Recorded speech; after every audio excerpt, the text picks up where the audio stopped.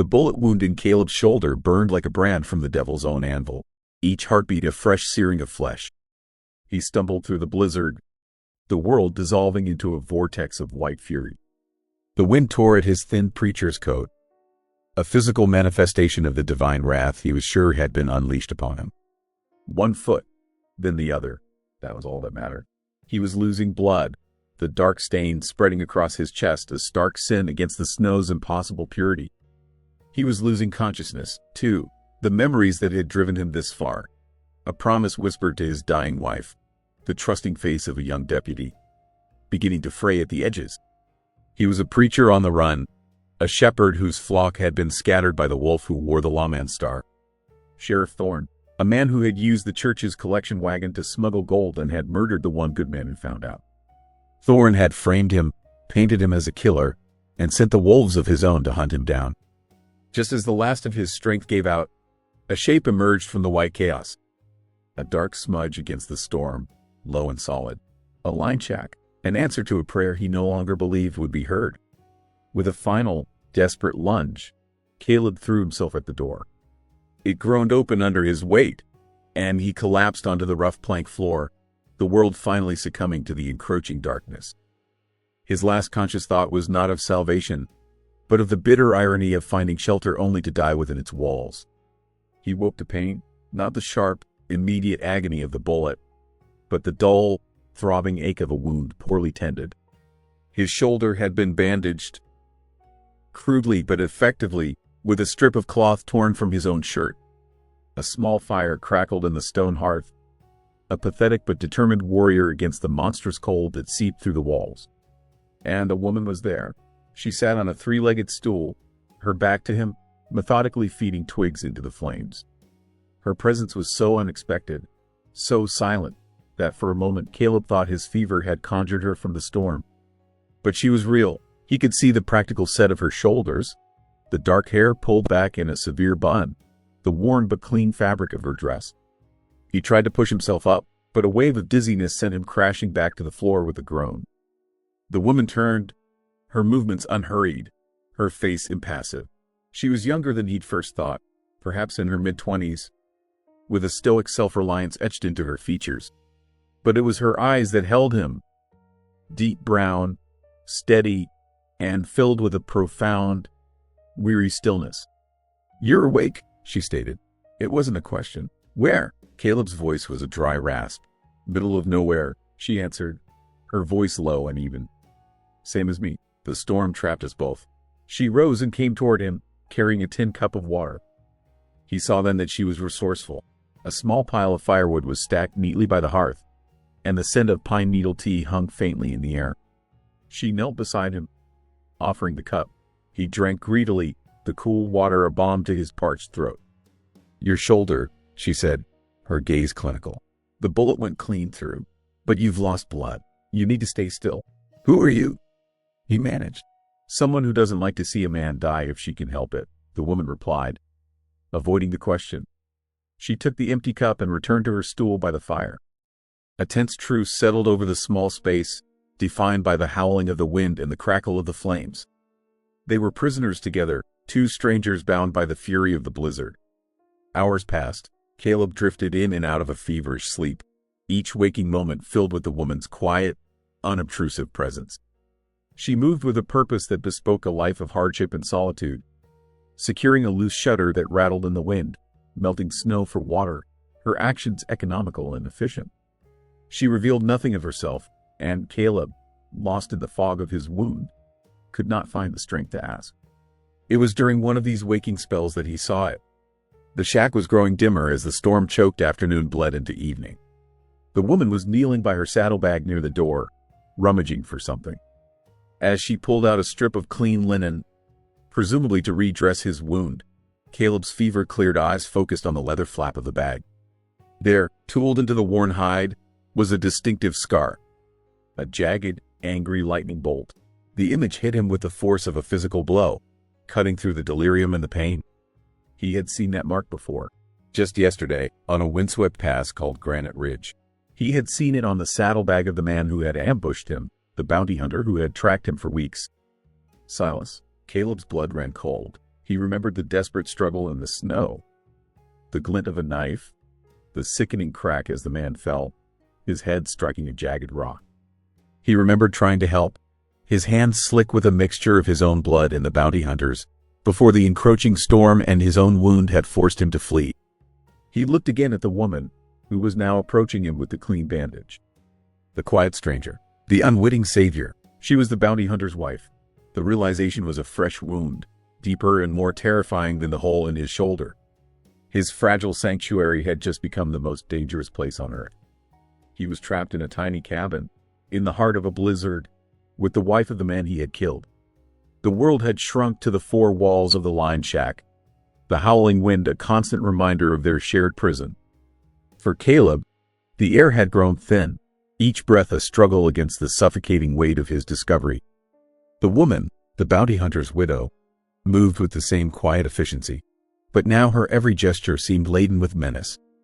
Every time she stoked the fire, her shadow danced on the wall like a specter. Every time she glanced his way, he flinched internally, certain she could see the truth of Granite Ridge in his eyes.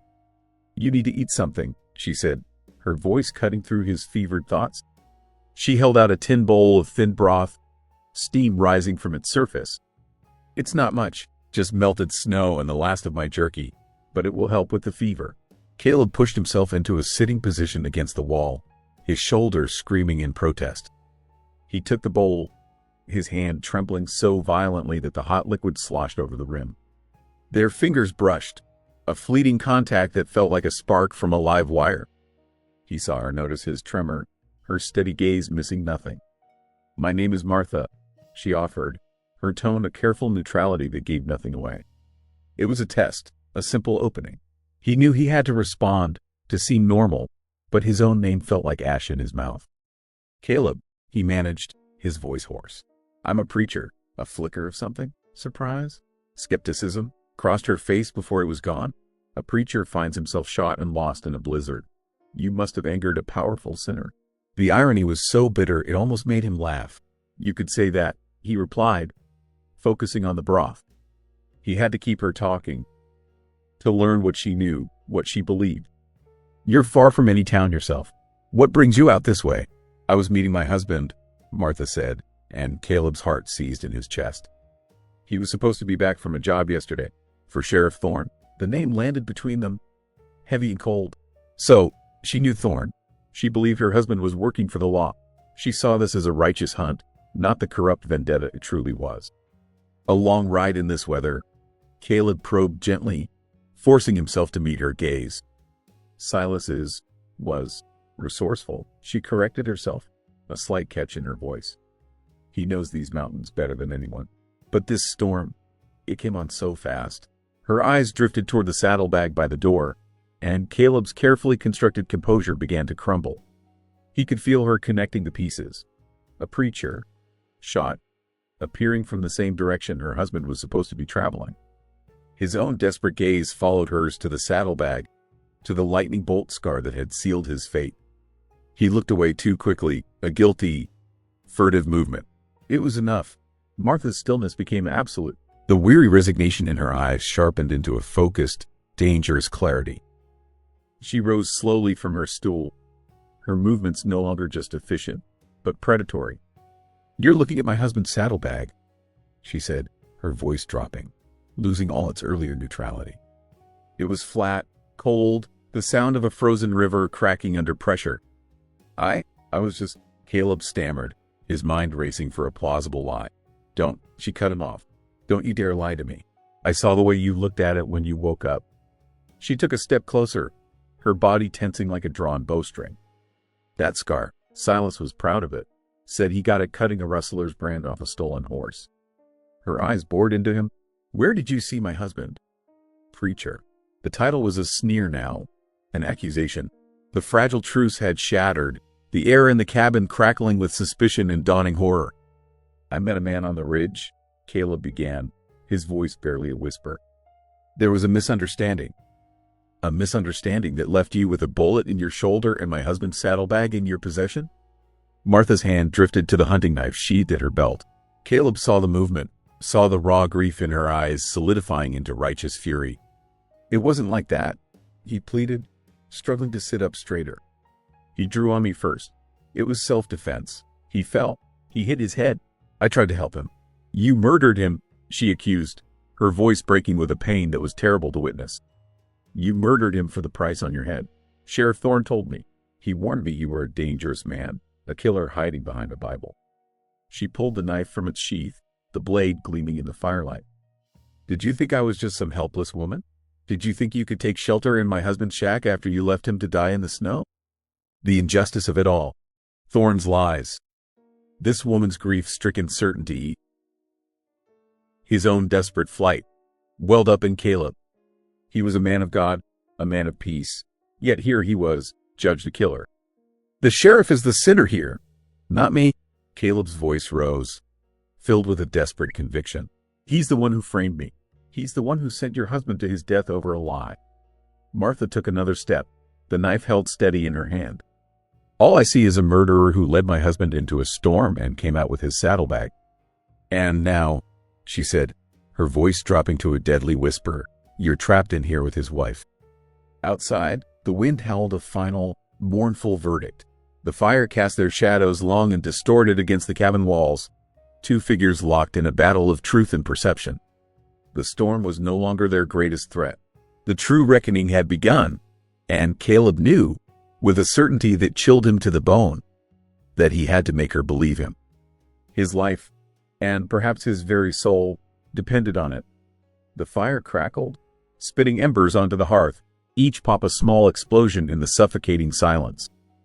The knife in Martha's hand was an extension of her will, a cold, sharp point of certainty in a world that had just been shattered. Caleb didn't move. He couldn't. Any sudden motion would be an admission of guilt, an invitation for the blade to do its work. He was at her mercy, and he could see none in her eyes, only the vast, desolate landscape of grief. Please, he said, his voice a low plea, not for his life, but for the truth. Just listen. That's all I ask. Before you do what you think you must, let me tell you what happened on that ridge. I know what happened. Martha's voice was brittle. You ambushed him. No, Caleb insisted, shaking his head slowly, carefully. Thorne sent him to find me. That's true. But he didn't just send him to bring me in. He sent him to kill me. The statement hung in the air, audacious and desperate. Martha's expression hardened. Silas was no murderer. He worked for the law. He worked for a man who twists the law to serve his own greed. Caleb countered, his preacher's cadence rising with the urgency of his conviction. Thorne framed me for a murder I didn't commit because I discovered he was using church funds to launder stolen gold. He couldn't risk a trial. He needed me silenced. He sent your husband to do it. He saw the flicker of doubt she tried to suppress. It was a minuscule thing, a slight wavering of the knife's tip. But it was there. He pressed on, his story tumbling out in a torrent of remembered fear. I was making for the pass when he came upon me. He didn't call out, didn't announce himself as the law. The first I knew he was there was when a bullet tore through my shoulder. I fell. He came down on me, knife in hand. He was shouting something about the bounty, about how Thorne paid extra for a quiet delivery. The details were vivid, ugly, and carried the undeniable ring of truth. We struggled in the snow, Caleb continued, his gaze distant, reliving the horror. He was strong, but the ground was icy. He slipped, his head. It hit a rock. There was so much blood. He looked at her then, his eyes pleading. I'm a man of God. Martha, I've never taken a life. I tried to stop the bleeding. I used my own shirt.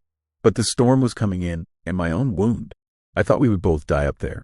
He gestured weakly toward the saddlebag by the door. I took that because it had supplies. A little food, a water skin. I was looking for bandages. I left everything else. I swear it on my wife's grave. The mention of his own loss, his own grief, seemed to pierce Martha's armor. The hand holding the knife trembled. Silas was a good man. Her husband, the man who had taught her to track deer, who had held her on cold nights, who had promised her a lifetime. But he was also a man who had grown quieter in recent months. More trouble. He'd been taking jobs from Thorne that he refused to speak of, coming home with a shadow in his eyes she couldn't name. If what you say is true, she said, her voice wavering for the first time, then why would he do it? Why would Silas agree to murder a man for money? Look in the bag, Martha, Caleb urged, sensing the shift. Don't take my word for it. Look for yourself. What did Thorne give him? What instructions? A lawful warrant wouldn't need to be delivered with a bullet from ambush. For a long moment, she stood frozen, the knife still a threat between them. The cabin seemed to hold its breath. Then, with a slow, deliberate movement, she lowered the blade. She didn't sheath it, but her immediate threat had passed. Keeping her eyes locked on Caleb, she backed toward the door and knelt beside the saddlebag. Her hands, surprisingly steady, unbuckled the leather straps. She pulled out the contents: a half-eaten loaf of bread wrapped in cloth, a nearly empty water skin, a coil of rope. Ordinary things. Then she reached deeper, her fingers finding a folded oilskin packet. She drew it out, her breath catching as she recognized Thorne's official seal. She broke the wax and unfolded the papers. Her eyes scanned the first page, her expression hardening with confusion. It was a warrant, as expected, for the arrest of Caleb Miller, wanted for murder. But tucked behind it was a second document, not a legal warrant, but a crudely drawn map of the Granite Ridge area with a handwritten note from Thorne. He'll be heading for the pass. No witnesses up there. Handle it quietly. Bonus paid on delivery of personal effects. No body necessary. It wasn't a warrant. It was an execution order. The phrase, personal effects, struck her like a physical blow. The saddlebag. The bonus was for proof of death. As the terrible truth of the words sank in, her fingers found something else at the bottom of the oilskin. A small, heavy leather pouch tied with a drawstring. It was unfamiliar. Silas had never used a pouch like this. With trembling hands, she loosened the knot and emptied the contents into her palm. Not coins, gold dust, a small, glittering pile of raw, unprocessed gold. The kind that came not from a bank, but straight from a hidden mine. The kind Thorne was rumored to be smuggling. The knife clattered from her grasp, falling silently onto the floorboards. The strength seemed to drain from her body, leaving her kneeling in the dirt, staring at the evidence of her husband's secret work and the sheriff's treachery. Silas hadn't just been a bounty hunter. He had been Thorne's hired killer, paid in stolen gold. Thorne can't afford for either of us to come down from this mountain. Martha, Caleb said softly, his voice full of a terrible, shared understanding. He sent your husband to kill me. When that didn't work, who do you think he'll send next? Martha looked up, her eyes wide with a new kind of fear. No longer the fear of a killer in her midst, but the dawning terror of being a witness. She looked from the gold dust in her palm to the wounded preacher across the room, and then to the door, which rattled suddenly in a violent gust of wind. It wasn't just the storm raging outside anymore. They were no longer killer and avenger. They were two loose ends, and Sheriff Thorne was a man who knew how to tie them off for good. The truth, once revealed, did not bring peace. It settled in the cabin like a shroud, cold and heavy. Martha stared at the glittering gold dust in her palm, a damning testament to the man her husband had become. The grief was still there, a raw, gaping wound, but now it was layered with the bitter poison of betrayal. Silas hadn't died a lawman.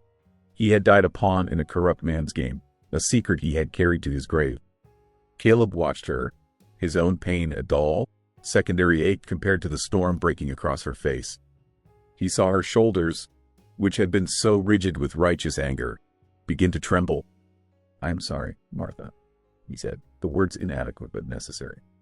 "For your husband, for the man Thorne made him become." Her head snapped up, her eyes flashing with a survivor's fire, not a victim's despair.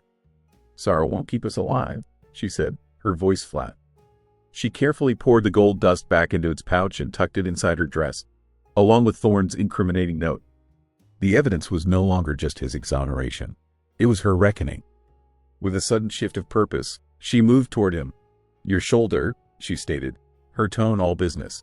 "The fever will kill you before Thorne's men get the chance if that wound festers." Before he could protest, she had the small kettle boiling over the fire. She took her hunting knife, the same one she had threatened him with moments before, and held the blade in the flames until it glowed cherry red. She tore a long, clean strip from the hem of her petticoat, a practical sacrifice that spoke volumes. "This will hurt," she warned, kneeling beside him. "More than it already does." Caleb managed a weak smile. She didn't return it. Her touch was firm, impersonal, as she cut away the blood-stiffened fabric of his shirt. He winced as she cleaned the wound with boiled water and a touch of whiskey from Silas's flask. Her movements sure and practiced. "You've done this before," he said through gritted teeth. "You learn to patch things up when you live this far out," she replied, her focus absolute. Things and people, the unspoken history in that statement hung between them. As she bound the wound tightly with the clean linen, a new dynamic formed. She was no longer the avenging widow. She was the healer, the pragmatist. He was no longer the suspected murderer. He was the patient, the liability. Their survival now rested squarely on her strong, capable shoulders. "We can't stay here," she said, sitting back on her heels, the task complete. "When the storm breaks, Thorn will send men. He has to. He can't risk either of us talking." "Where can we go?" Caleb asked, the fever and blood loss making his thoughts sluggish. "He controls this county. He doesn't control the whole territory," Martha countered.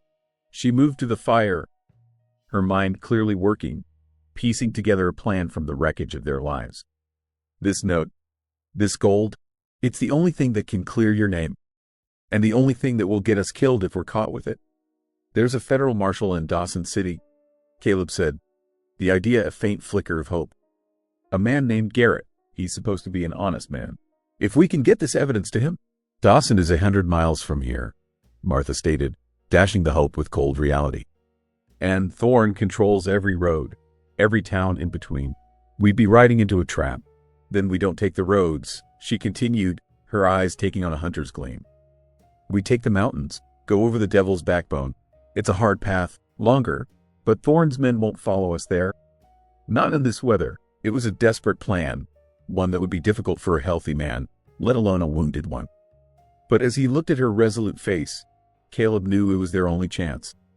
"My wife, Anna," he found himself saying, the words coming unbidden. "She made me promise before she died. Promise I'd keep the faith, not just in God, but in people." He looked at Martha. "She would have liked you."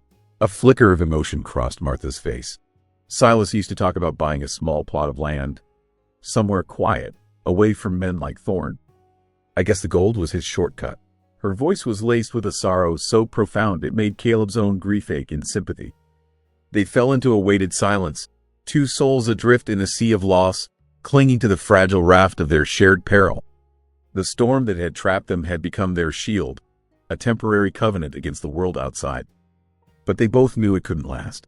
As if summoned by their thoughts, the wind outside began to change. The constant, high-pitched scream softened, the violent rattling of the shutters easing into a mournful groan. The storm was weakening. Martha's head snapped up. She moved to the single, grimy window, wiping a patch of condensation from the glass to peer outside. The world was still a maelstrom of white, but the snow was falling with less fury now, the visibility slightly improved. "It's letting up," she whispered, and the word sounded like a death sentence. Caleb struggled to get to his rifle, which leaned against the wall where he'd collapsed. His body screamed in protest, and black spots danced in his vision. He would be no good in a fight, not like this. Martha turned from the window, her body rigid, her eyes wide with alarm. She put a finger to her lips, signaling for silence, and then, with a swift, silent motion, she kicked snow against the fire, smothering the flames and plunging the cabin into a deep, shadowy gloom. "What is it?" Caleb mouthed, his heart pounding against his ribs. She didn't answer. She pointed toward the window, her hand trembling. Caleb crawled painfully across the floor, his vision swimming. He pulled himself up just enough to see out. At first, he saw nothing but the swirling snow. Then, a shape materialized through the white curtain. A man on horseback, a dark silhouette against the graying light, sitting perfectly still just beyond the tree line, watching the shack. And then another figure appeared beside him. The fragile peace of their sanctuary was gone. The covenant of the storm had been broken. Thorn's men had found them. The world went silent. The only sounds were the moan of the wind and the frantic thud of Caleb's own heart. Outside, the two riders were phantoms in the swirling snow, their stillness more terrifying than any charge. They were waiting, assessing, predators scenting their trap. Martha moved without a sound, a shadow detaching from the gloom.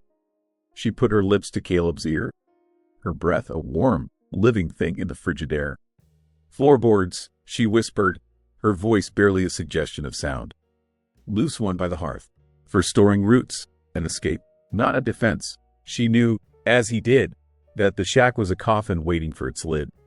He nodded, understanding dawning through the haze of pain. "They'll try the door first," he whispered back, his own voice a dry rasp. "Give me the rifle." She hesitated for only a second, her eyes questioning his strength. He met her gaze with a resolve he didn't feel. "I can't fight," he admitted, "but I can buy you time." A flicker of understanding passed between them. She handed him the heavy Winchester, its familiar weight a comfort and a burden, while she moved silently to the hearth, her hands searching for the edge of the loose plank. Caleb dragged himself to the window. He propped the rifle on the sill, its barrel pointing out into the gray twilight. From her satchel, Martha produced a length of twine. Working with a hunter's ingenuity, she tied one end to the trigger and ran the other back across the room, securing it to a nail near the hearth. A crude but brilliant trap. It would give them one shot, one chance to make the men outside believe they were still defending the cabin. Martha's fingers found the lip of the board. She'd pried it up, the sound of splintering wood lost in a sudden gust of wind. A square of blackness opened in the floor, smelling of damp, cold earth and forgotten winters. "Go," she urged, her eyes fixed on the front door. Caleb slid his legs into the hole, his wounded shoulder sending a shower of fire through his body. He gritted his teeth, refusing to make a sound. Martha followed, lowering herself into the crawl space with a quiet grace before carefully replacing the plank above them, plunging them into absolute, suffocating darkness. They were in a shallow cellar, the damp earth cold against Caleb's hands. Above them, they heard a voice call out, muffled by the thick log walls. "Preacher, we know you're in there with the widow. Sheriff Thorne just wants to talk." A lie as thin as the winter air. They remained motionless, their breathing loud in the confined space. A moment later, a heavy boot slammed against the door. Then another. The wood groaned in protest. "Now," Martha breathed. She reached up through a crack between the floorboards and pulled the twine. Above them, the Winchester fired with a deafening roar. A shout of surprise and pain echoed from outside. They had hit one of them. The sounds of boots crunching in the snow receded as the remaining man scrambled for cover. "They'll burn us out," Caleb whispered. The knowledge is certainty. It's what Thorne would have ordered. "No witnesses, no evidence." "The back," Martha replied, "already moving.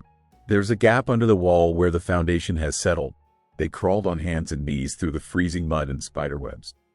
Caleb felt like a useless weight, his vision swimming, his breath coming in ragged gasps. He was slowing her down, endangering them both, but Martha never hesitated, her hand finding his in the darkness, pulling him forward when his strength failed. They emerged from under the shack into the full fury of the dying storm. The wind cut like a razor, driving snow into their faces. Behind the cabin, a small cluster of granite boulders offered the only cover. They scrambled behind them, collapsing into the snow, their bodies screaming with cold and exertion. They were just in time. A moment later, they saw the flicker of a match from the front of the cabin. A figure darted forward and tossed a flaming torch onto the roof. The dry timber, soaked in pitch, caught immediately. Flames licked up the side of the wall, an orange serpent against the white snow. The man who had thrown the torch, the one who hadn't been shot, retreated to the woodpile, his pistol drawn, watching the front door, expecting them to be flushed out by the fire. He was overconfident, sloppy. "He thinks he's alone," Martha whispered, her breath clouding in the air. She raised Silas's rifle, the one she had taken from the saddlebag, its stock cold and sure against her cheek. She was no longer a widow or a refugee. She was a hunter, and her prey was in sight. Caleb watched, helpless, as she took aim. He knew Thorne's men. They were brutes, but not fools. Where was the other one? The one who had been hit. He scanned the perimeter, his soldier's instincts taking over. And then he saw him, a dark shape slumped near the corner of the cabin, trying to reload his pistol with a wounded hand. He was still a threat. "Martha, wait," Caleb hissed. "There's another one, to the right." Martha's aim shifted, her breathing controlled, a steady exhale in the freezing air. She had a clear shot at the wounded man, but the man at the woodpile was the greater immediate threat. They were caught. Firing at one would alert the other. In that split second, Caleb knew he had to do something. He was not a soldier anymore, but he was not helpless. His hand closed around a loose rock, the size of his fist, its edges sharp and cold. With a surge of adrenaline that momentarily erased the pain in his shoulder, he shouted, "Behind you," and hurled the rock into the trees on the far side of the clearing. The man at the woodpile spun around, startled by the sound and the voice from an unexpected direction, his pistol swinging toward the noise. It was the only opening Martha needed. Her rifle cracked, the sound sharp and final against the roar of the wind and the fire. The man at the woodpile crumpled, a dark stain spreading on the snow beneath him. Before the echo of the shot had faded, Martha had already worked the lever, chambering a new round and swinging the barrel toward the second man. But he was already staggering to his feet, terror on his face, firing blindly into the darkness before scrambling away into the storm. Silence descended, broken only by the hungry crackle of the burning shack. Martha kept the rifle trained on the spot where the second man had disappeared, her body a statue of lethal focus. Caleb sagged against the boulder, the world spinning, his desperate act having cost him the last of his reserves. The fire raged, consuming the small shelter that had been both their prison and their salvation. It illuminated the clearing in a ghastly, flickering light, revealing the body in the snow and the empty, storm-swept wilderness that surrounded them. They had survived, but the fire had destroyed their shelter and their meager supplies. And it had sent a message, as clear as a signal flare, to anyone watching from the mountains. A message that the preacher and the widow were still alive. Martha finally lowered the rifle, her shoulders slumping with the release of tension. She turned to Caleb, her face grim in the firelight. "We have to go," she said, her voice raw. "Now, before he comes back with more." Caleb looked at the burning ruin, then at the vast, snow-choked wilderness stretching out before them. The storm had passed, and they were alone, with 100 miles of unforgiving country between them and a justice they might not live to see. The fire ate their sanctuary, a roaring beast consuming the last vestiges of their fragile truce. Its heat pushed back the biting cold but offered no comfort. It was a beacon, a funeral pyre, a signal to the wolves that their prey was exposed. The dead have no need for supplies. Martha's voice was devoid of emotion as she knelt by the fallen man in the snow. With a pragmatism that chilled Caleb to the bone, she retrieved the man's rifle, ammunition pouch, and waterskin. She left the body where it lay, a dark sacrifice to the flames. "We have to move," she said, turning to Caleb. He was leaning against the granite boulder, the world a dizzying vortex of fire and snow. The pain in his shoulder had become a living thing, a hot, predatory creature with its claws deep in his flesh. "I'll slow you down," he managed, the words tasting of blood and failure. "You should go. Take the evidence to Dawson." Martha slung the second rifle over her shoulder and approached him, her face illuminated by the inferno. The weary stillness in her eyes had been replaced by a flinty, unyielding resolve. "The evidence is worthless if the only other witness is found frozen on a mountainside," she stated. "We started this together.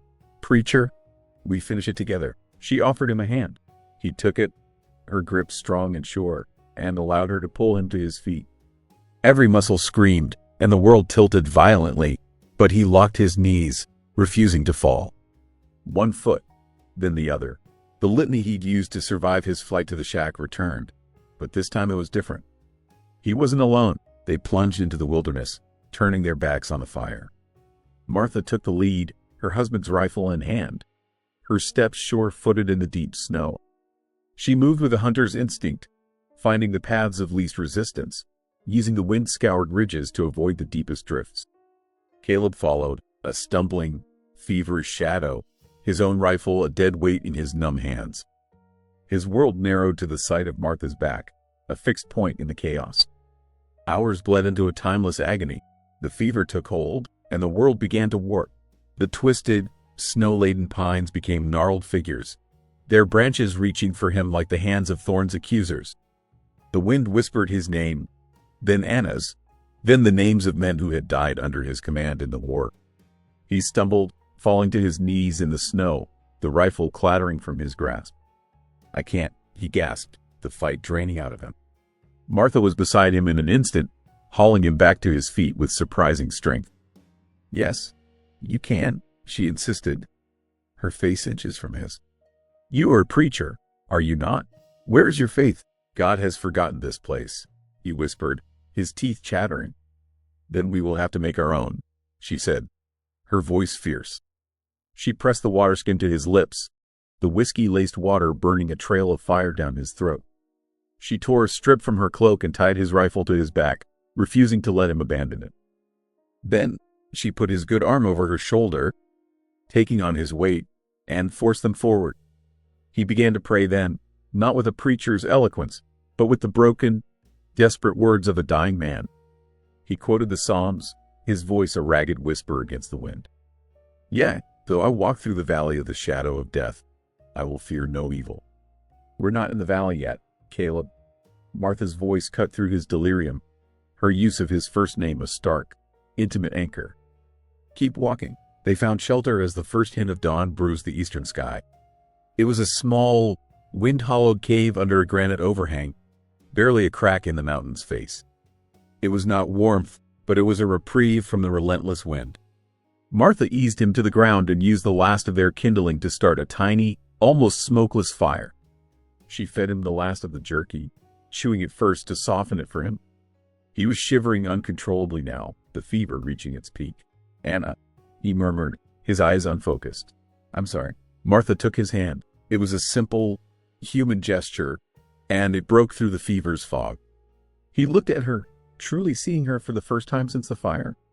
Her face was gaunt, her lips chapped and blue with cold, but her eyes held a strength that humbled him.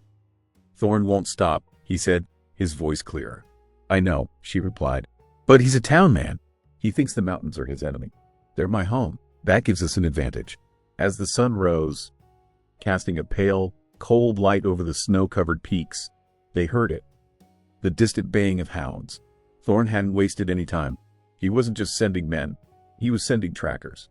"The devil's backbone," Martha said, her eyes already scanning the treacherous ridge line above them.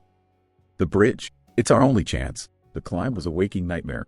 They were exposed on the open rock face, the hounds drawing closer below. The rickety rope bridge spanned a chasm so deep the bottom was lost in shadow, a terrifying shortcut to the other side of the ridge. It swayed in the wind, a flimsy thread of hope.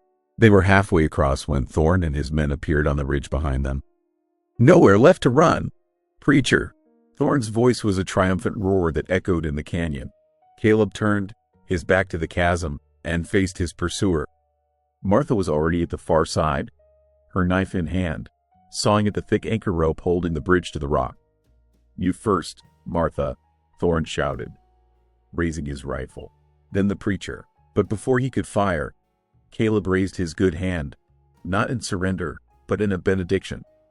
"The Lord is my shepherd, Sheriff," he called out, his voice surprisingly strong, carrying across the abyss. "He prepares a table before me in the presence of mine enemies." Thorn laughed. "Your God can't help you now." He took aim. "No," Caleb said, his gaze unwavering, "but he gave me a good wife who taught me to have faith." He looked past Thorn to the snow-laden cornice on the peak above them. He looked at the rifle in Thorn's hands, and he began to sing. It was an old hymn, a powerful baritone that defied the wind and the altitude. It was a sound of absolute, unshakable faith, a declaration of a man who had made his peace. The sound was so unexpected, so incongruous, that Thorn and his men hesitated, momentarily baffled. It was all the time Martha needed. With a final, desperate slash, the anchor rope snapped.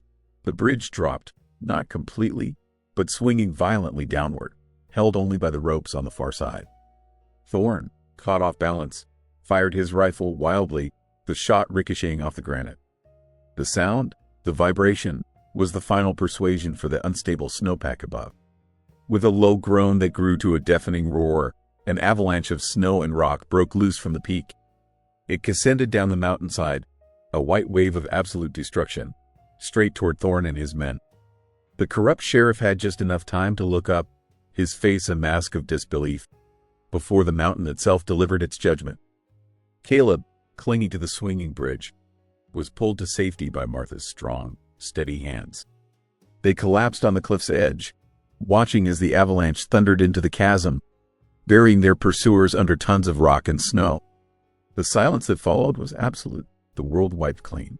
They were found 2 days later by Marshal Garrett's posse, led by the one wounded deputy who had escaped the fire and, in his terror, ridden for the nearest true law he could find. Caleb was unconscious, near death, but alive. Martha, frostbitten and exhausted, simply handed Garrett the oilskin packet containing Thorne's note and the gold dust. "For the preacher," she said, before finally allowing herself to collapse. Spring came to the valley that year with the gentle persistence of a prayer answered. On a small plot of land just outside Dawson City, the frame of a new building was rising, its fresh-cut pines scenting the air. It was part cabin, part church, a humble beginning for a community that had been starved of faith.